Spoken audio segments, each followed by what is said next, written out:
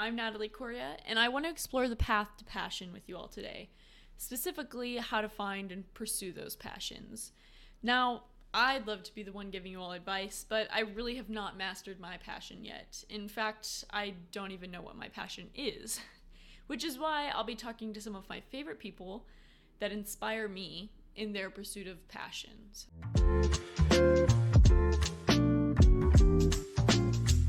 First with us today, we have Jennifer Stewart, a mother of 7 who's going back to college to pursue a degree in education after a 15-year hiatus. That is incredible. So thanks so much for coming in today, Jennifer. We have coffee here, cream and sugar, so go ahead and personalize it however you like. So as a college student myself, I find that keeping up with school and continuing my education is really hard to do.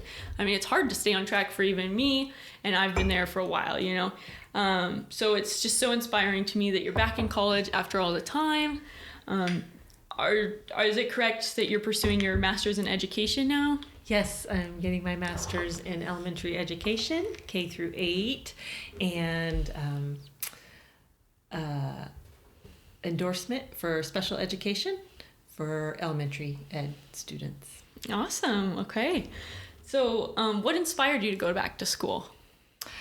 My kids are all old enough to be in school themselves, and I really enjoyed being a part of their school activities.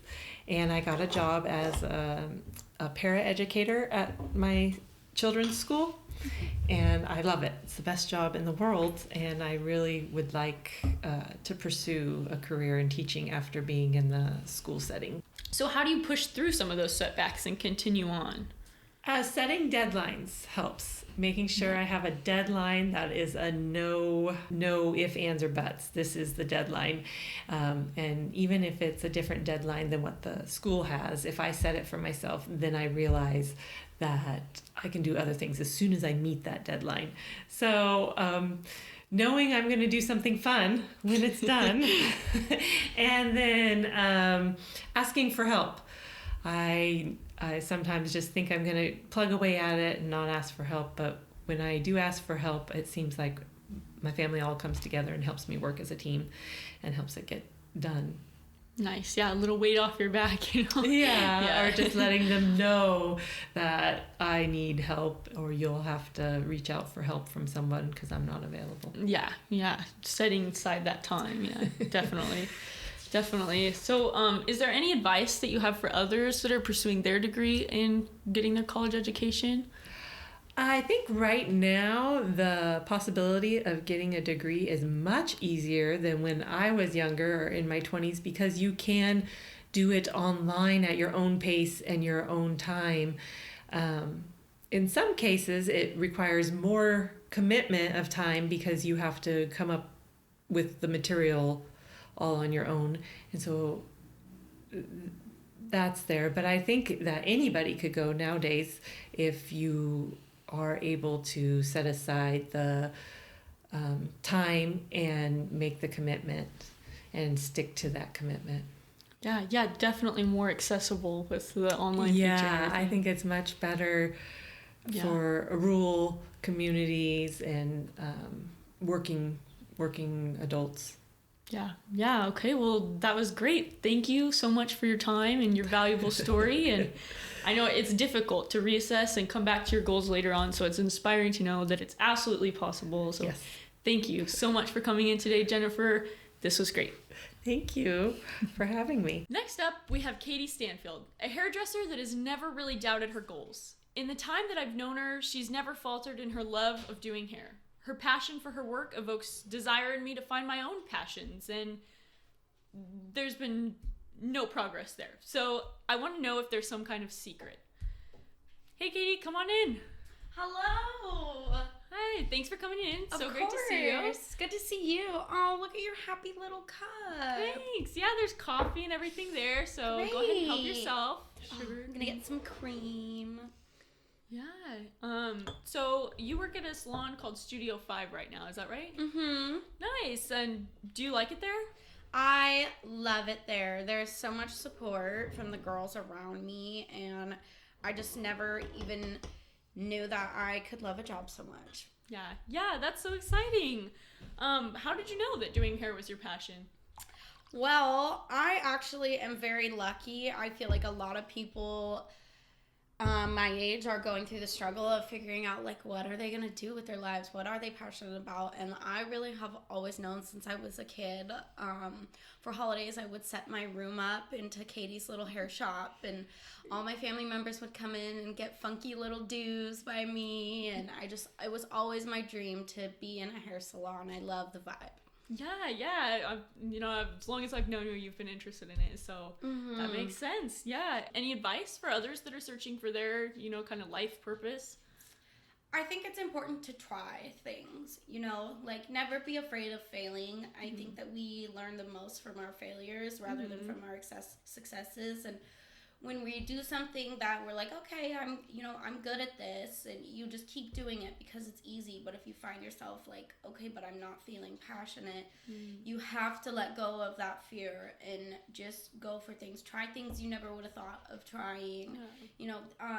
There is so much going on out in the world aside from basic careers. Like, you can do anything to make a dime, and I suggest just trying it all. Just you only get one life, and once you find what you're in it for 30 to 50 years. Sometimes people work the same job, and you don't want to get stuck doing something where you're thinking like, oh, well, what should I have done something else? Use that energy in your youth now and do it. And if you're not young and you have been stuck in doing something for 20 plus years and you want to try something, really explore ways that you can expand on what you are doing. Yeah. You don't always have to do exactly what it is that you're doing. There's so many things that go into every job of the world, and think like, okay, like, how could I find more passion? In anything. Just, try things that go into the makings of what you're doing now. Just start there. Just what are the little components that go into what I'm doing now? Okay, maybe I want to try this, or, just talk to the people around you that you love, and, they know you well. And I think a big important part is saying, to someone that you love, what would you see me doing if I wasn't working what I'm doing now? And you'd be surprised what people see in you that you don't see in yourself, and you might be able to go really far with that. That's interesting. I've never heard that before, so well, that's great. And your work is beautiful. I love being able to see the way that you spread beauty and just joy across the world. So thank you so much for talking with us and with me about your life and your passions. It's really great to have you. So thank you so much. Enjoy your day. Thank you. You too. That's awesome. I wish I had a hobby that I could turn into a career. I haven't really found that quite yet, but for those of you who do, you should think about Katie. She truly radiates joy in her work, and you can tell that she's just doing what she loves, for sure. Next up, we'll have Juan Pablo Coria, a content creator that has explored several different directions. If you've ever followed his previous channels of lifestyle, frisbee golf, motivations, or movie reviews, then you know what I'm talking about. He never stops seeking and pursuing new passions. He's truly on the pursuit of passion, and his journey is really inspirational to me. Hey, Juan. Hey, Natalie. What's up? Yeah, so I know that you're always working on something. So what are you working on right now? Well, at the moment, I'm working on websites for some other people, and but other than that, for personal stuff, I'm doing more like podcasting, and I'm trying to make a website for my podcast.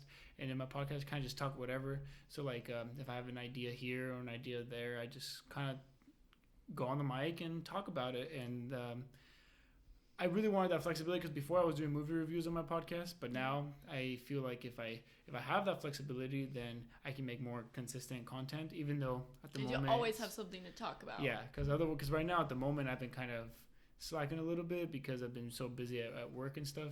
But it worked out so far, and I really like the way the branding is going at the moment. Nice.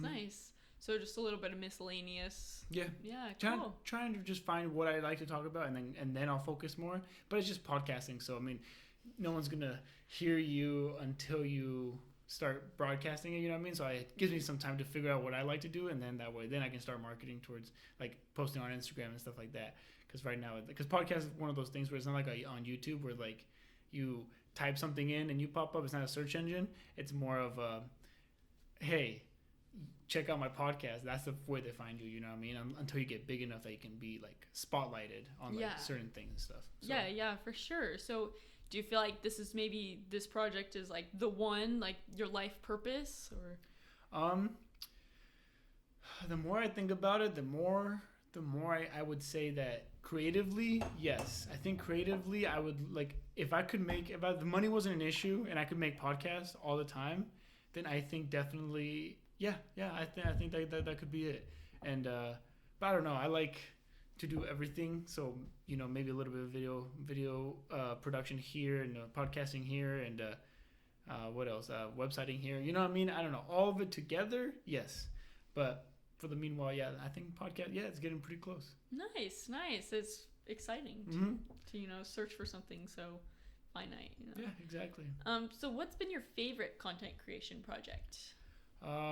Let's see. My favorite content creation is probably podcasting, honestly, because it's so much more relaxed. Because when I was doing YouTube, it was a little too, like, I was going too much at it of just making videos. Like, I was pushing myself a little too hard to make more videos than to make videos I really cared about. And so, like, I was just doing, like, okay, if I can crank out, I even went on this crazy rampage where I was doing, like, 2 videos a day. And it was, like, I burnt out so fast. Like, and by fast, I mean, like, it still was, like, a year and a half.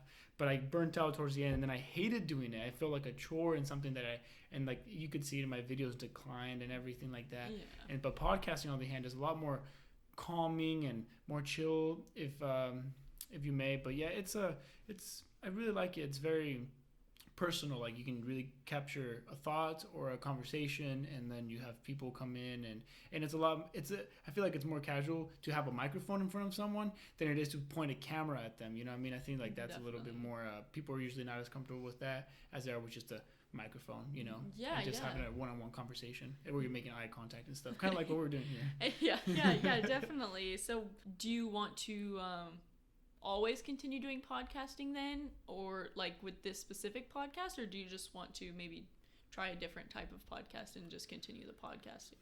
Well, see, the reason, because I was thinking about this the whole time. I was like, okay, if I ever want to change something up or anything like that, I really want to be able to, and so that's why I made the branding so loose. Because before it was Chaos Films, where Tomas and I, my buddy, we reviewed and did all these movie stuff, but that's very tight, very niche, you know what I mean? And so what I did is I rebranded just Chaos Podcast.